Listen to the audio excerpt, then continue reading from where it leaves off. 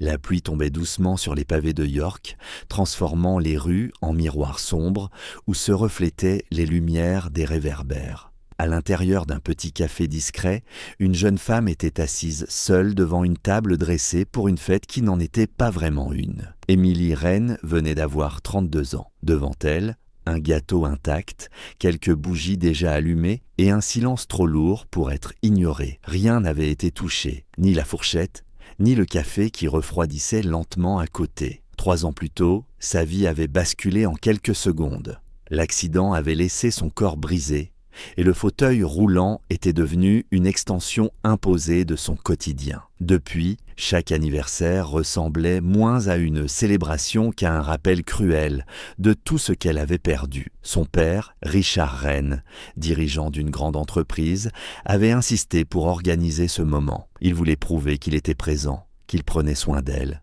Mais comme souvent, il n'était pas là.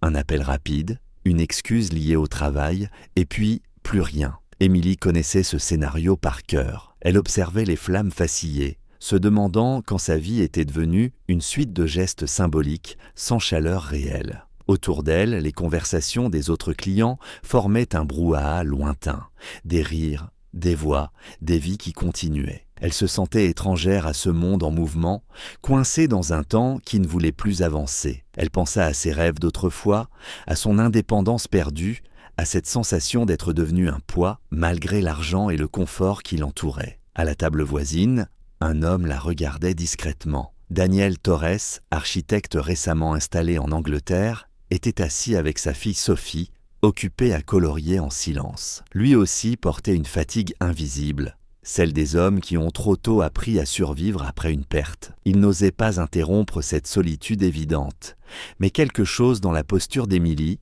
dans son regard fixe et absent, le touchait profondément. Émilie, elle, ne remarquait encore rien. Elle restait immobile face à son gâteau, se demandant si elle devait souffler les bougies ou simplement les laisser s'éteindre d'elles-mêmes.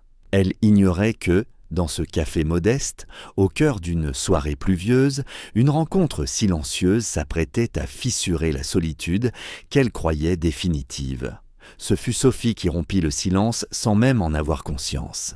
La petite fille leva les yeux de ses crayons, observa un instant la femme immobile devant son gâteau, puis fronça légèrement les sourcils, comme si quelque chose ne tournait pas rond. Elle tira doucement la manche de son père et lui murmura quelques mots à l'oreille. Daniel suivit son regard et comprit aussitôt. Il reconnut cette tristesse contenue, cette solitude qui n'osait pas se montrer mais pesait sur chaque geste. Avant qu'il n'ait le temps de répondre, Sophie se leva de sa chaise. Elle s'approcha de la table d'Émilie avec cette spontanéité désarmante propre aux enfants, sans calcul, sans peur du malaise. Dans sa main, elle tenait un feutre bleu. Elle s'arrêta à côté du fauteuil roulant, observa les bougies, puis leva les yeux vers Émilie avec un sérieux touchant. Elle demanda simplement si c'était son anniversaire. La question, posée sans pitié ni curiosité excessive, frappa Émilie plus fort qu'elle ne l'aurait imaginé. Émilie acquiesça d'un léger signe de tête, surprise de sentir sa gorge se serrer. Sophie sourit aussitôt et lui souhaita un joyeux anniversaire, comme si c'était la chose la plus naturelle du monde. Elle posa ensuite son dessin sur la table, une maison aux couleurs vives, avec 3 personnages souriants devant la porte. Ce geste simple, presque naïf, fissura quelque chose dans la carapace d'Émilie. Pour la première fois de la soirée, elle sentit qu'on la voyait vraiment. Au-delà du fauteuil, au-delà du gâteau oublié. Daniel s'excusa doucement de l'audace de sa fille, mais Émilie l'arrêta d'un geste. Elle l'invita à s'asseoir. La conversation commença maladroitement, puis se fit plus fluide. Daniel parla de leur arrivée récente à York, de la mort de sa femme, de cette tentative fragile de reconstruire une vie pour Sophie. Émilie, elle, évoqua l'accident, la dépendance nouvelle et cette impression constante d'être enfermée dans une existence choisie par d'autres. Le café sembla rétrécir autour d'eux, comme si le reste du monde s'était éloigné. Les bougies continuaient de brûler doucement. Sans qu'ils ne s'en rendent compte, quelque chose venait de naître dans cet échange improvisé. Une reconnaissance mutuelle, faite de blessures différentes, mais d'une même fatigue. Ce soir-là, Émilie souffla enfin ses bougies. Pas par obligation, mais parce qu'elle n'était plus totalement seule. Les dimanches suivants prirent une forme nouvelle, presque discrète, comme si personne n'osait encore leur donner un nom. Daniel proposa une promenade simple, sans itinéraire précis, juste pour sortir du café et respirer autrement. Émilie accepta, surprise par sa propre décision. Elle n'avait plus l'habitude de dire oui sans consulter quelqu'un d'autre, sans anticiper les contraintes. Pourtant, ce premier dimanche, la ville leur sembla plus douce. Les pavés mouillés brillaient sous un ciel hésitant, et Sophie avançait quelques pas devant eux, commentant chaque vitrine comme une découverte. Peu à peu, une routine s'installa.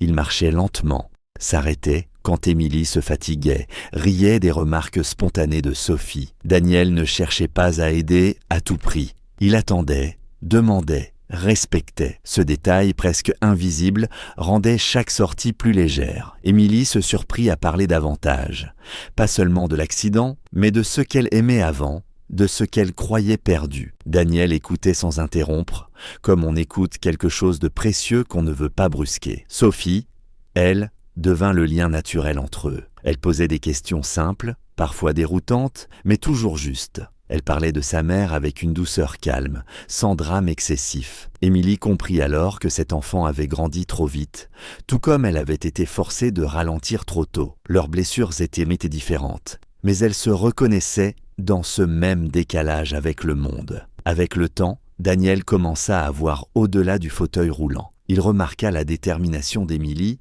sa manière de refuser la pitié, sa lucidité parfois tranchante. Elle n'était pas fragile au sens où on l'entendait souvent. Elle était résistante, forgée par la perte, mais encore capable de rêver. Émilie, de son côté, observa Daniel autrement. Elle vit un homme attentif, fatigué mais droit, qui n'essayait pas de combler un vide par un autre, seulement d'avancer honnêtement. Ces dimanches devinrent un refuge. Un espace où le passé n'était pas nié, mais ne dictait plus tout. Émilie sentit quelque chose se réparer lentement en elle. Pas son corps, mais cette part d'elle-même qui croyait ne plus mériter la joie. Sans le dire, ils comprirent tous les trois qu'ils étaient en train de construire quelque chose de fragile et précieux.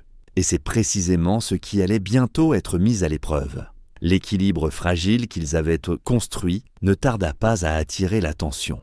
Richard Rennes, le père d'Émilie, observa ce changement avec une inquiétude qu'il transforma rapidement en méfiance. Il ne voyait pas les dimanches apaisés, ni les silences respectés. Il voyait un homme inconnu, immigré, veuf, s'approcher de sa fille vulnérable. Pour lui, protéger signifiait contrôler, et contrôler passait par vérifier, enquêter, suspecter. Il fit ce qu'il savait faire le mieux. Il demanda des rapports. Le passé de Daniel fut fouillé, ses diplômes vérifiés, ses revenus examinés. Rien d'illégal, rien de répréhensible. Mais Richard n'avait pas besoin de preuves pour nourrir sa peur. Il confronta Daniel ouvertement, l'accusant de profiter de la faiblesse d'Émilie, de chercher une stabilité qu'il n'avait pas su offrir à sa propre famille. Les mots furent durs, calculés pour blesser. Daniel encaissa sans répondre. Il pensa à Sophie, à ce regard confiant qu'elle posait sur Émilie, et comprit que le conflit ne leur laissait aucune issue paisible. Émilie se retrouva prise entre deux forces opposées.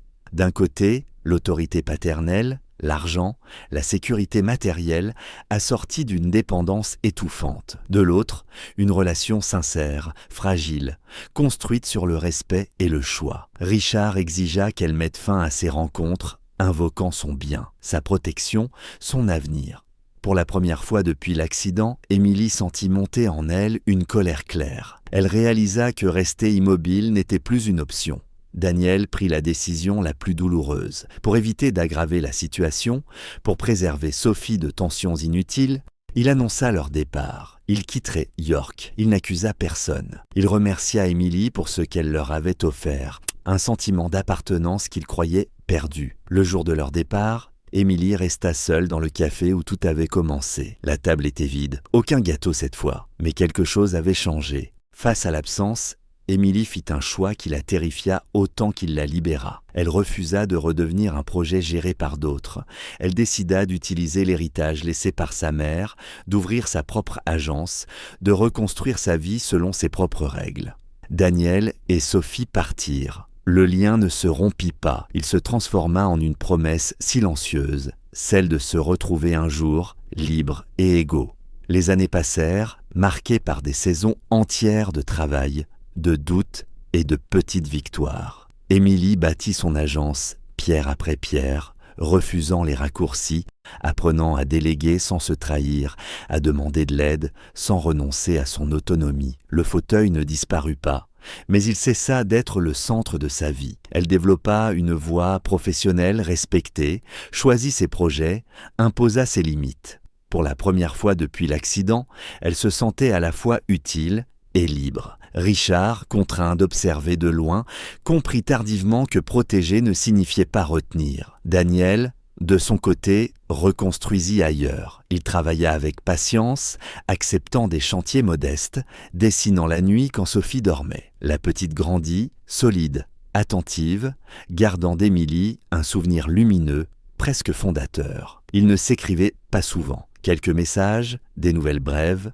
sans promesse, mais le fil ne se rompit jamais. Il s'étira simplement, comme un espace nécessaire pour que chacun devienne pleinement soi. Un soir d'automne, à York, la pluie revint tapisser les pavés d'un éclat familier. Émilie entra dans le même café, désormais rénové, presque méconnaissable. Elle s'arrêta un instant, sourit à ce passé qui ne la faisait plus trembler. À une table, près de la fenêtre, Daniel était assis. Sophie, plus grande, feuilletait un carnet. Le temps sembla ralentir, puis s'effacer. Ils se regardèrent, sans hâte, sans crainte. Ils avaient changé. Et pourtant, l'essentiel était intact. La conversation reprit là où elle s'était interrompue, avec cette facilité rare des liens vrais. Ils parlèrent de travail, de choix, de nuits difficiles et de jours lumineux. Personne ne demanda la permission à la peur. Personne n'évoqua le contrôle. Il n'y avait plus d'équilibre à négocier, seulement une rencontre entre adultes qui s'étaient forgés seuls. Sophie sourit, reconnaissant dans ce silence partagé une maison possible. Ils sortirent, sous la pluie, marchèrent lentement. Émilie sentit la ville lui appartenir à nouveau. Cette fois, l'avenir n'était pas une concession, mais une invitation. Ils comprirent ce que la famille n'était pas un plan à défendre, mais un espace à choisir, jour après jour, sans pression ni dette. À York, ce soir-là, Émilie sut que le sens n'était pas revenu malgré la perte, mais grâce au chemin parcouru, et que l'amour, quand il arrive au bon moment, ne demande rien d'autre que du courage et de la liberté. Chaque « j'aime » est un signe d'empathie, chaque commentaire une voix. Abonnez-vous pour faire vivre ces messages.